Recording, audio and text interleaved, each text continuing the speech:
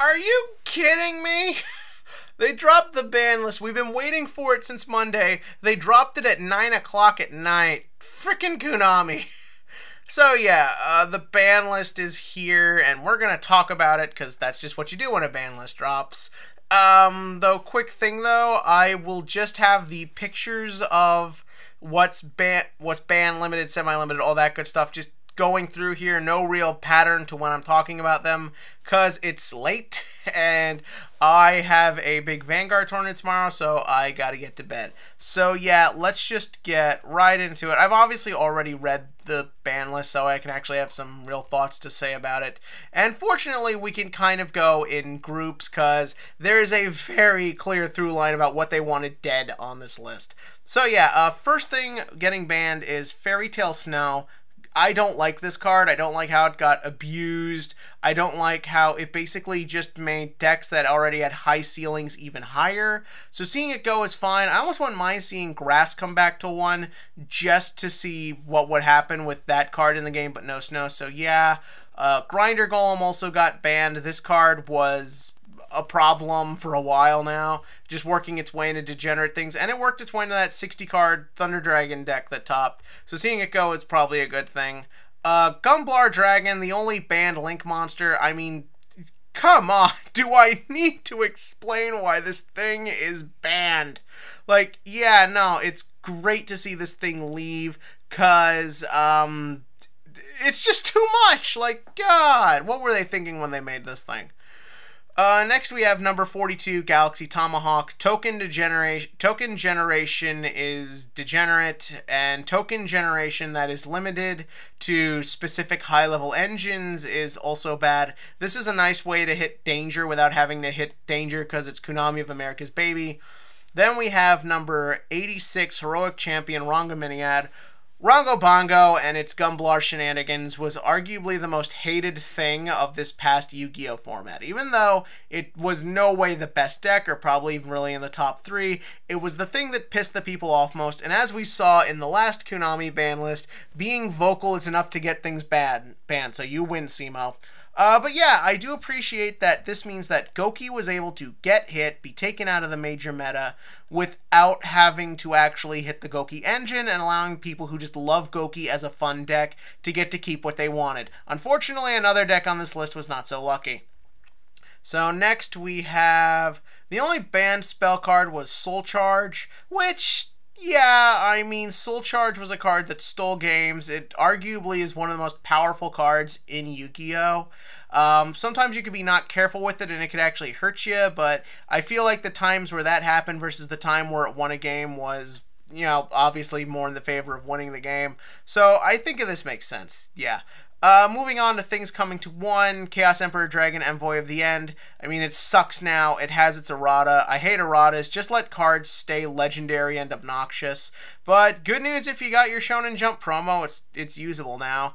Cyberstein is at 1. A lot of people are like, oh my god, it's so powerful, 5,000 life points. Guys, Valor, Impertinence, Gamma, other interruptions.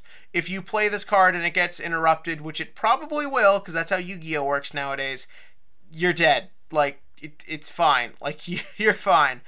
Then we have Dark Grepher going to 1.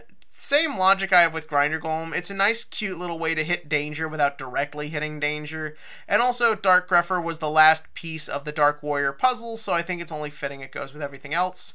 Next coming to 1 is something people are very excited about. Shruit, Strategist of the Necros. I mean, there's no reason why this thing was banned for so long.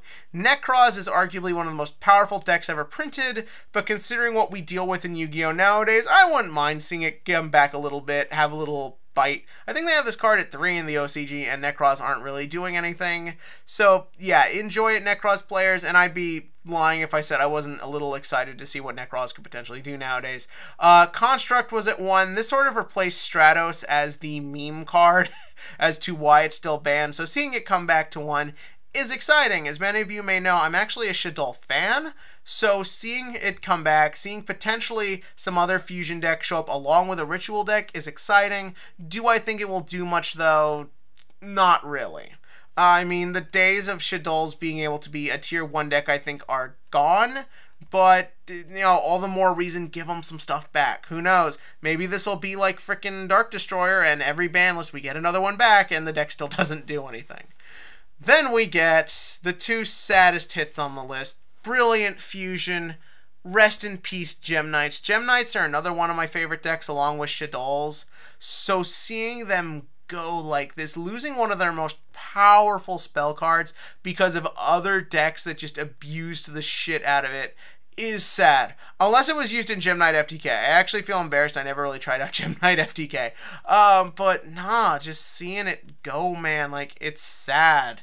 But it had to happen. Seraph Knight Abuse was just coming back all the time. So even though I don't personally like it, oh, and it lets Thunder Dragons dump excess shit. So I get it. It had to happen. And then we hit the one, and then we get the hit I think we were all seeing coming, and that is Gold Sarcophagus. Is it 1? This is to hit Thunder Dragon, obviously. Although here's the thing, Savage Strike gave us a common wolf card that is a better Gold Sarcophagus. So take this hit what you will. But yeah, like, Thunder Dragon is the only tier 1 deck, and I don't count Goki and Rongo Bongo as tier 1, it's not Shut Up. I don't count, but yeah, Thunder Dragon was the only one that got hit. No hit for Altergeist, no hit for Sky Striker. This is like the last list. They let those things live, so that way they continue to be abused and overtake the meta. Like, what the hell? Like, why are they just only really focusing on one or two things while they let arguably the most consistently problematic things just keep running around? Like, come on, guys. Magical Midbreaker Field going to 1... I guess. I mean, the only thing that was using this was Goki and Dark Warrior, which is dead anyway, so this just feels like overkill. I mean, I guess it's the same logic with Cold by the Grave. Like, you don't want response cards being taken away in our current day of Yu-Gi-Oh!, so yeah. Scapegoat going to 1. I think we all knew this was coming. Scapegoat abuse has been a problem since the Daylink format started, and the fact that it took this long, it really is, I think, kind of a bad thing, but it happened, the cards at 1. You can make the argument this is your Altergeist Sky Striker hit, as some builds would use Scapegoat as a tech, so that way when it was time to push for game, you could make something big for that final push. But if that's their logic, then bad Koonami, bad. Then we get Slash Draw. Never played against Slash Draw FTK. I never even bothered looking to see how the deck works. One less FTK in the game, that's good, but whatever. Nothing went to 2, but here we get the big thing. The thing that will forever define this ban list, as I still think Thunder Dragon is going to be important.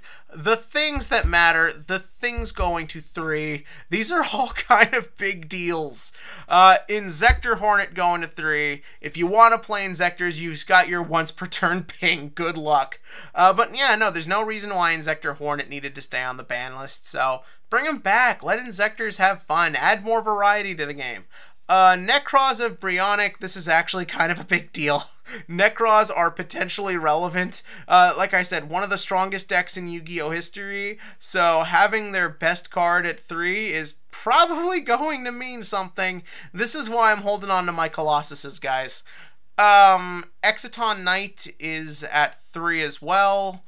I mean, they put it to 1, and hardly anyone uses it, so who cares about it at 3? Why was this thing banned in the first place? Interrupted Kaiju Slumber to 3. This is bullshit. Why is this thing at 3? I mean, yes, this is obviously just to promote that new anti-Kaiju they made, but you can't even justify it for anything but that.